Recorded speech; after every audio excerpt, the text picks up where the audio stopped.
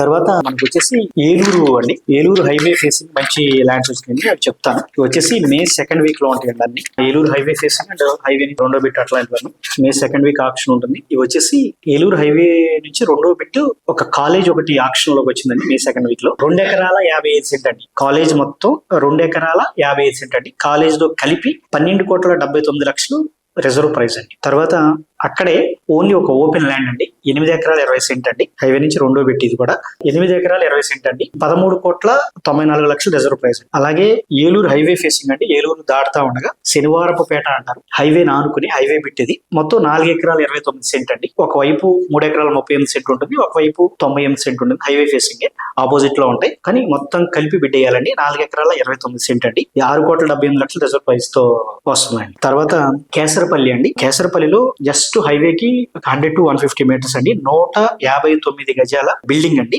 Reserve price వచ్చేసి 59,13,000 అండి. Property బాగుందండి. హైవే కూడా చాలా దగ్గర ఉంటుంది. ఇది వచ్చేసి మే 11th వచ్చేసి మనకి లాస్ట్ డేట్ అండి. ఇవన్నీ చాలా హైవేకి దగ్గర ఉంటాయండి. ఇప్పుడు చెప్పినవన్నీ కూడా కొన్ని హైవే బిట్స్, కొన్ని హైవేకి చాలా దగ్గర, అందుకని ఇవన్నీ చెప్తా ఉన్నాం. వాపులపాడు 339 గజాలండి. 45,03,000 రిజర్వ్ ప్రైస్ అండి. ఈఎండి లాస్ట్ డేట్ వచ్చేసి మే 14th అండి.